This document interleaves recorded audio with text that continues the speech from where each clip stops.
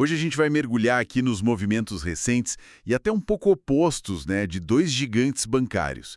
Banco do Brasil, o BBAS3, e o Bradesco, BBDC4. É isso aí. Uma análise bem interessante para fazer agora. Sim, porque a gente viu o Banco do Brasil, que era uma ação bem popular, né, tomou um tombo depois dos resultados, enquanto o Bradesco, que, bom, vinha de uns tempos mais difíceis, deu uma bela subida nos últimos meses. Exato. Então, nosso papo aqui é tentar entender o porquê disso, sabe? E além do que o mercado está falando e olhar para os dados, para os resultados mesmo. Vamos investigar isso. Vamos lá. Começando então com o Banco do Brasil, o BBAS3.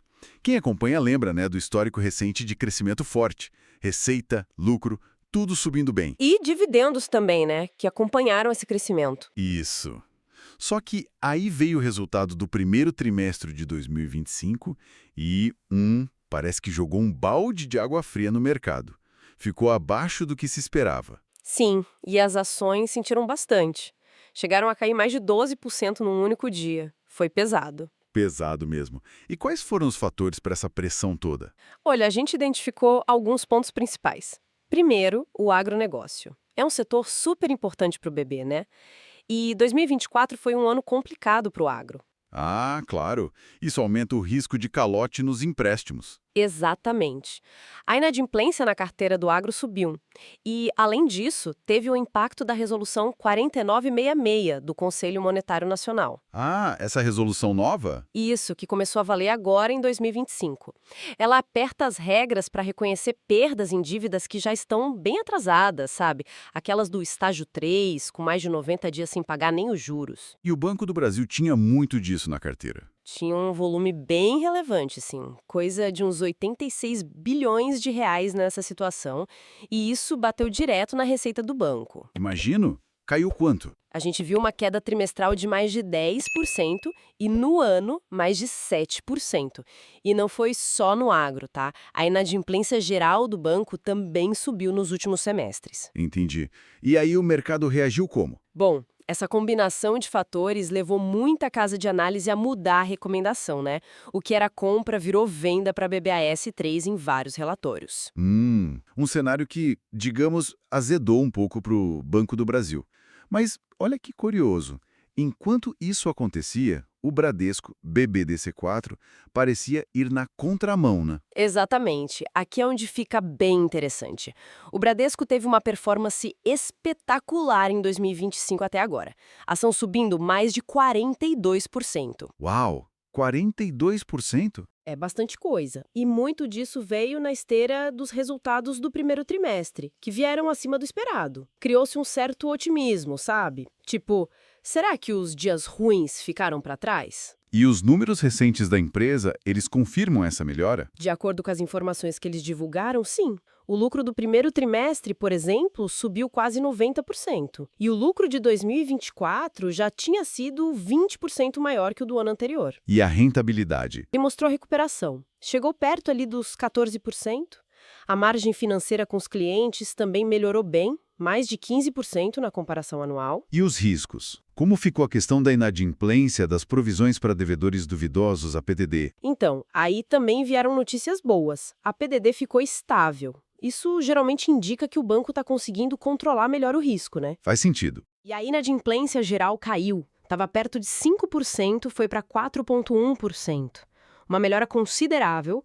E lembra daquelas dívidas estágio 3 que a gente falou para o BB? Lembro, os 86 bilhões. No Bradesco, esse número caiu bastante. Foi de 38 bilhões para 31 bilhões. E para completar, eles mostraram um bom controle das despesas operacionais, crescendo menos que a inflação. Então, juntando tudo isso... O mercado reagiu de forma oposta ao BB. Analistas começaram a mudar a recomendação para compra de BBDC4. Que virada, hein? Temos uma inversão quase total das narrativas em pouco tempo.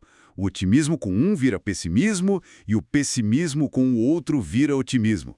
Como é que quem investe navega nisso sem só seguir a manada? Pois é, esse é o ponto crucial, né?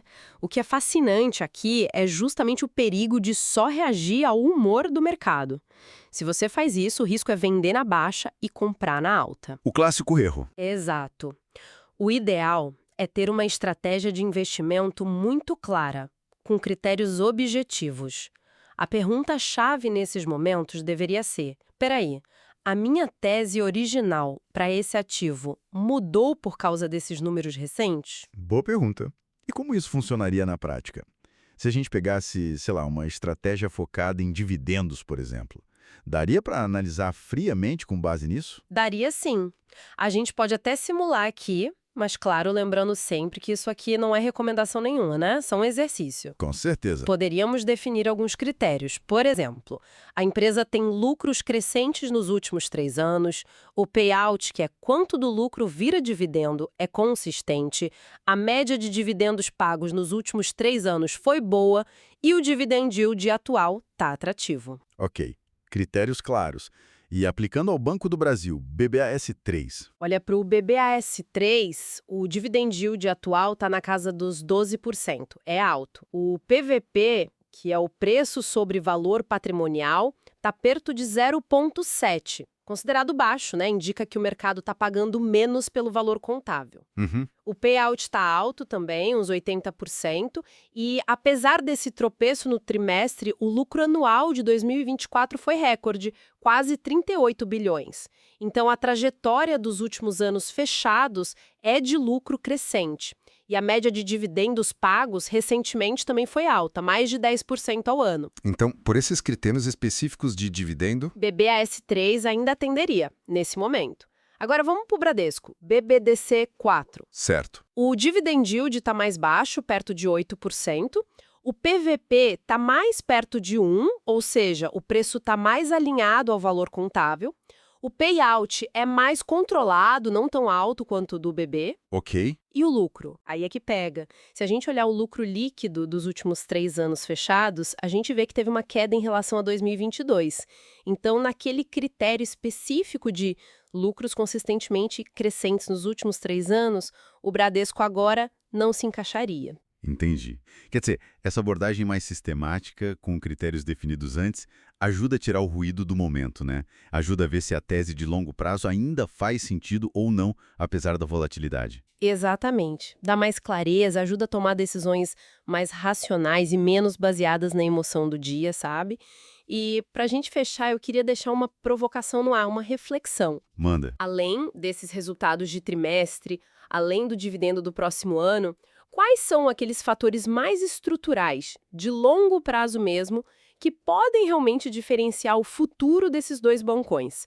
Estou falando de, sei lá, digitalização, a concorrência com as fintechs, o cenário macroeconômico do Brasil.